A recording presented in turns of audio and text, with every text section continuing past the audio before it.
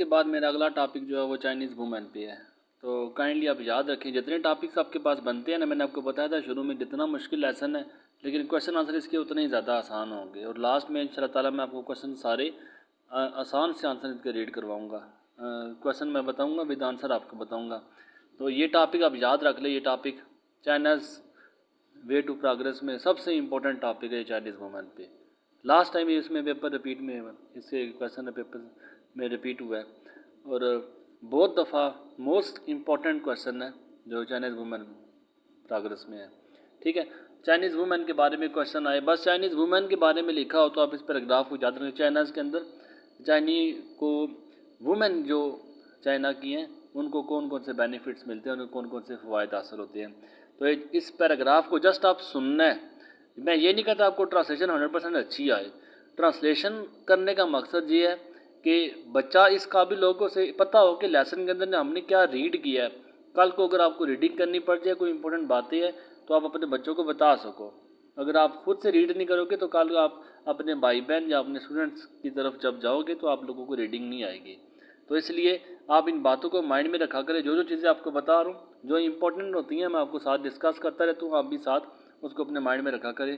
तो Chinese women आपको मैं फिर रिपीट कर दूँ, बहुत इंपॉर्टेंट टॉपिक है, ये पेपर में बहुत दफ़ा रिपीट हुआ है। तो from a western angle, west जो मगरब को कहते हैं, एंगल कहते हैं जाविये को, नुक्ता नज़र को या ख्यालात को या ओपिनियन को। तो वेस्ट की ओपिनियन के मुताबिक there is a lack of femininity. West वाले कहते हैं femininity, lack of femininity, lack कहते हैं कमी को। आपको बताया था डिप्राइव, DPRIVE, डिप्राइव महरूम होना। फेमिनिटी कहते हैं वुमेनलीनेस।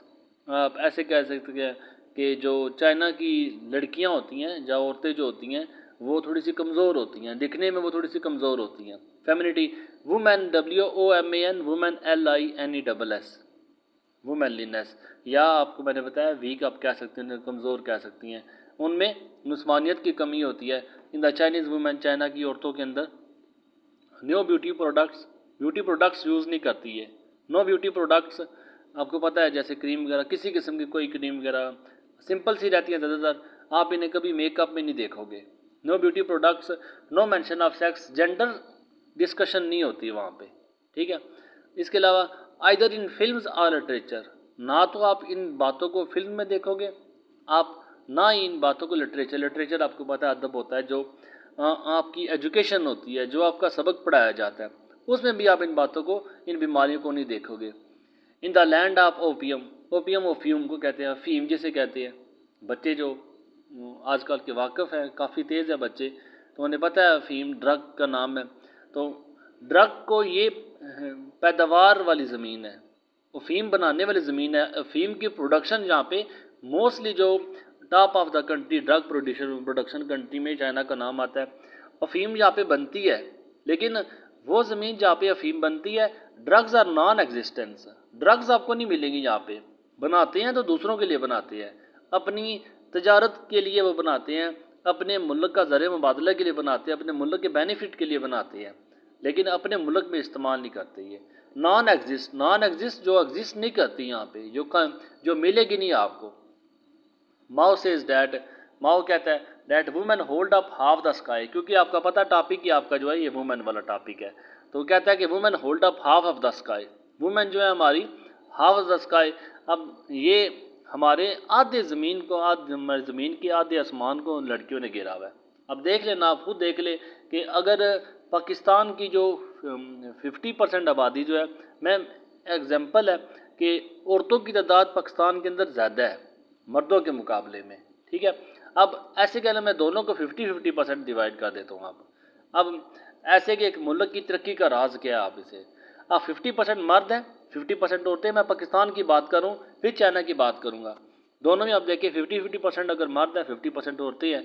हमें पता है हम जिस सोसाइटी से बिलोंग करते हैं, हम अपने घर को देखें, अपने गली मोहल्लों को देखें, अपने इंस्टीट्यूट को देखें, जितनी फैसिलिटी, जितनी आप देख लेंगे, जितना आपको चांसेस जो है, जितनी अपॉर्चुनिटी जो लड़कों को मिलती है वो लड़कियों को नहीं मिलती। मोस्टली बेचारी लड़कियां जो होती हैं वो प्राइमरी या मिडिल या मैट्रिक के बाद वो नेक्स्ट एडमिशन ही ले सकती। आपको पता है गांव में अक्सर जो प्राइमरी तक, कुछ गांव ऐसे प्राइमरी तक है, अपनी लड़कियों को वो दूर नहीं भेज सकते, कुछ वालिदैन किराए अफोर्ड नहीं कर सकते। इसके अलावा मैट्रिक तक आके तकरीबन 35-40% बच्चियाँ जो आती हैं मैट्रिक के बाद वो अपनी स्टडी को कंटिन्यू कर सकती। क्यों? क्योंकि आगे कॉलेज उनके एरिया में नहीं होता, वालिदैन अफोर्ड नहीं कर सकते, या ज़्यादातर कहते हैं कि उन्होंने शादी कर देनी है तो इनको पढ़ाने का फ़ायदा नहीं है। मेरा इस डिटेल को बताने का मकसद ये है, जब आप देखेंगे 50% आबादी में कितनी लड़कियां डॉक्टर बनती है, कितनी लड़कियां आगे एजुकेशन सेक्टर में जाती हैं, या आपको पता है ज़्यादातर लड़कियां पढ़ाकू होती हैं, अच्छी होती हैं, और आजकल पोजीशन भी सारी लड़कियों की ज़्यादातर आ रही है। आप ऐसे कह लेंगे 50 में से ना 20% आपकी वो जो आगे किसी तरह जो फैमिली बैकग्राउंड अच्छा था या फोर्स करके उन्होंने जिस तरह भी करके 20% वो एजुकेशन सेक्टर पे निकल गई, अब 30% वो पीछे रह गई हैं। आप इसे 30%, अब मेरा सवाल ये है कि आप देखें, अगर हाफ पॉपुलेशन आपकी औरतों पे मुश्तमिल है, जबकि हाफ से ज़्यादा है आपकी, अगर हाफ पॉपुलेशन औरतों पे मुश्तमिल है और हाफ पॉपुलेशन को बैकवर्ड रखा है आपने, आप तरक्की नहीं कर रहे, आप हाफ पॉपुलेशन आपकी वो अनएजुकेटेड है, हाफ पॉपुलेशन आपकी घर में बैठी हुई है, तो आप कैसे कह सकते हैं आपका मुल्क तरक्की के लिए ज़रूरी है, तरक्की कर सकेगा? मतलब कहने का मतलब ये है कि जब तक औरतें और मर्द दोनों मिल के शाना बशाना जितना हक औरतें अदा कर रही हैं, जितना हक मर्द अदा कर रहे हैं, जितनी पॉपुलेशन अदा कर रही है, ये सारे मिल के करेंगे तब तरक्की का हम कह सकते हैं कि तरक्की पॉसिबल हो सकती है। अब माओ कहता है कि हमारे जो मुल्क की आधी सरजमीन जो है हमारी औरतों से भरी हुई है, और अगर औरतें ही काम नहीं करेंगी, अगर औरतें ही मर्दों के शाना बशाना काम नहीं करेंगी, अगर हम औरतों को घर में बिठा लेंगे तो कैसे हम कह सकते हैं हम मुल्क तरक्की कर सकता है? अब यही वो बात कर रहा है कि women hold up half of the sky, आधा आसमान औरतों से भरा हुआ है हमारा, and women half the sky, women औरतों से भरा हुआ है, बट फॉर दियर पार्ट, और जहाँ तक उनकी जिम्मेदारी है, पार्ट जहाँ तक उनका हिस्सा है, पार्ट हिस्से को कहते हैं आर डिटरमाइंड फोकस्ड है, ये डिटरमाइंड डिसाइडेड है, ये उन्होंने फैसला कर लिया है to keep their half raised at the same height as that held up by man. अब वो कहते हैं हम भी उतनी रेज करेंगी, वो बिल्कुल उसी तरह काम करेंगी। रेज कहते हैं किसी चीज़ के नशोनुमा को, किसी चीज़ को बढ़ाने को कहते हैं। अब जितने मर्द बढ़ाएंगे, जितना मर्द काम करेंगे, उतनी औरतें भी काम करेंगी। Raise at the same height, इनकी हाइट भी उतनी ही होगी as that held up by the man, जितनी हमारे मर्द करते हैं। मतलब आप वहाँ पे सिर्फ दुकानदारी और मर्दों की नहीं देखोगे, औरतें भी शामिल है। आप मजदूरी में सिर्फ मर्द को नहीं देखोगे, औरतें भी शामिल है।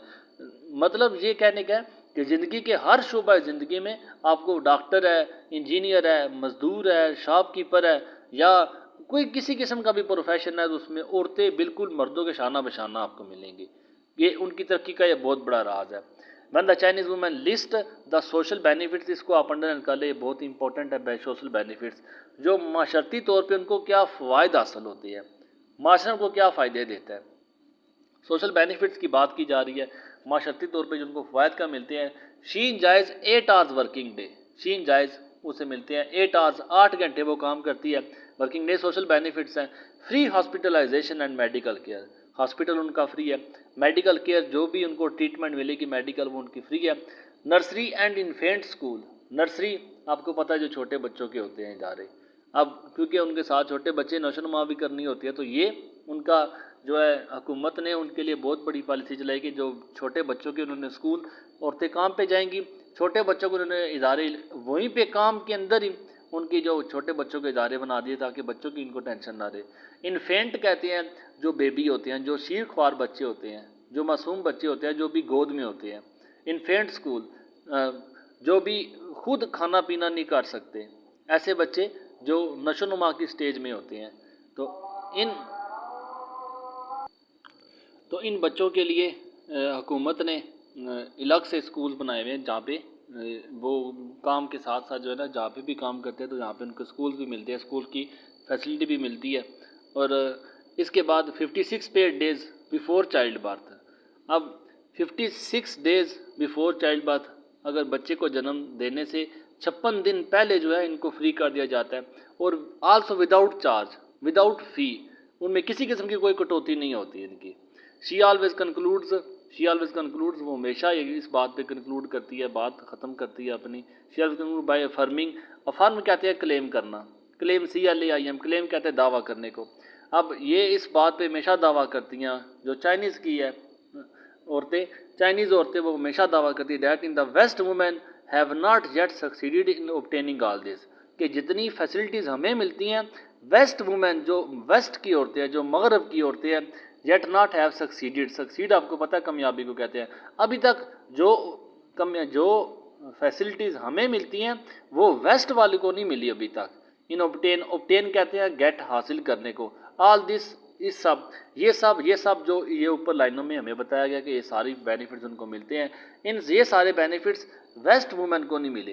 होएवर, जबकि वी चाइनीज़ आर वर्किंग, सो हम चाइनीज़ जो है वर्किंग, काम कर रही हैं, so that the women of the world can be equally happy, हम काम करिए उनको दिखाने के लिए, एज एन इंस्पिरेशन हम उनको दिखाती हैं कि हम उनको ये बताना चाहती है women of the world can be equally happy, कि औरतें जितनी भी दुनिया की हैं वो हमेशा बराबरी के हद तक खुश रह सके, जितने बेनिफिट्स मर्दों के हैं उतने बेनिफिट्स औरतों को भी होने चाहिए, and enjoy the advantages we have, और ये औरतें जो वेस्ट वाली औरतें हैं ये भी इंजॉय द एडवांटेजेस, वो फ़ायदा उठा सके वी हैव, जो हमें फ़ायदा मिलता है।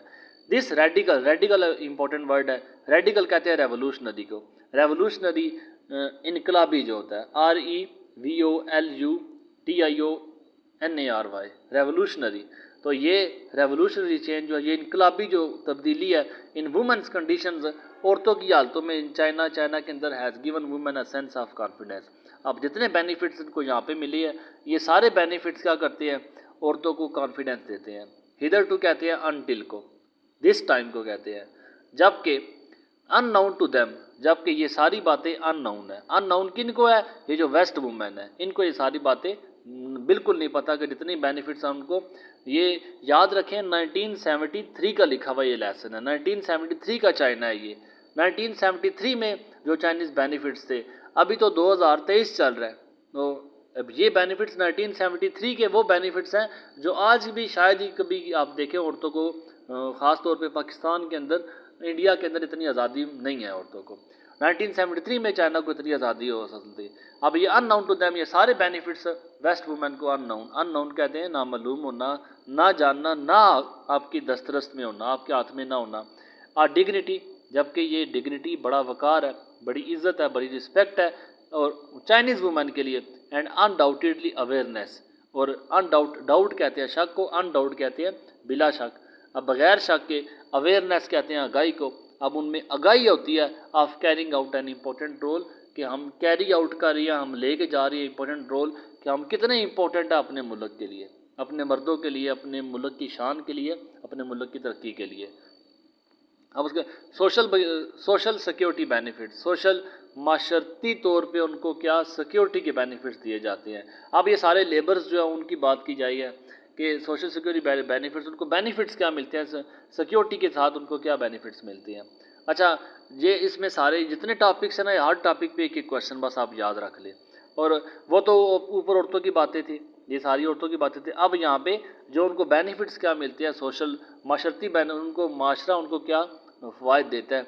The monthly cost of living is officially calculated, officially कहते हैं कि सरकारी तौर पे आप अगर कैलकुलेट करें जो मंथ की कास्ट है चाइना के अंदर for every region of the country, मुल्क का हर रीजन, हर पार्ट की अगर आप कैलकुलेशन करते हैं इन पैकिंग बीजिंग के जो उनका दारुल हुकूमत है, फॉर एग्जांपल सिर्फ एक दारुल हुकूमत की कैलकुलेशन कर रहे हैं, it was recently quoted at 12 to 14 yuan, yuan उनकी करेंसी का नाम है। तो कहते हैं 12 से 14 युआन जो है अ मंथ, एक मंथ में उनकी जो इनकम है 4.8 to 5.6 डॉलर्स, अब जिसमें 4 से 5-6 डॉलर बनते हैं ये। अब विच 10 गोज टूवर्ड्स, अब ये 10 गोज टूवर्ड्स बोर्ड, अब जिसमें क्या है कि जो 10 जो होंगे बोर्ड की तरफ जाएंगे, ये उनका महकमा है। अब 10 जो है वो इनमें से 10 बोर्ड को देते हैं, जबकि 3 to 4 for rent in state apartments, और वो लेबर जो स्टेट की तरफ से, जो रियासत की तरफ से जिनको रूम मिले हुए हैं, अब उन रूम का जो रेंट है, अब जिसके अंडर ये काम कर रहे हैं उनका ये 3 से 4 जो है युआन ये एज ए रेंट के तौर पे, अपार्टमेंट जो उन्होंने लिया रेंट के तौर पे मिलते हैं। Many workers are also housed within the factories, बहुत से वर्कर्स जो है, बहुत से काम करने वाले हैं, हाउस्ड, उन्होंने रिहाइश रखी हुई है with in the factories, factory के अंदर ही रिहाइश रखी है, ये रूम वगैरह उन्होंने लिए हुए जिसका स्टेट पे करती है। इन द एग्रीकल्चरल कम्यून, ज़राअत के कम्यून जो है, जो ज़राअत करते हैं, हाउसिंग इज़ कम्प्लीटली फ्री। वो वर्कर्स जो ज़राअत के साथ रिलेटेड है, हाउसिंग इज़ कम्प्लीटली फ्री, वो 1 रुपया भी अदा नहीं करते, कम्प्लीटली फ्री, मुकम्मल तौर पे फ्री है। सर्टेन स्मॉल एक्सपेंसेस, छोटे मोटे अखराजात हैं, such as cinema, theatre, hair cuts. अब ये छोटे मोटे जो अखराजात हैं, work overall are also sometime non existence, ये छोटे मोटे जो अखराजात हैं नॉन एग्जिस्टेंस। अब ये अनपेड, नॉन एग्जिस्टेंस अनपेड, ये इसमें कोई पे नहीं होता, बिल्कुल फ्री इनको ये मिलते हैं सारी facilities. All medical hospital treatment, जितने भी मेडिकल, ये मजदूरों की बात की जा रही है, ये सोशली तौर पे उनको क्या बेनिफिट्स हैं। All medical and hospital treatment, जितनी मेडिकल और उनकी अस्पताल की जो ट्रीटमेंट है is entirely free for every Chinese worker, मुकम्मल तौर पे फ्री है सारे चाइना के वर्कर्स के लिए। पेयेंट कहते हैं किसान को।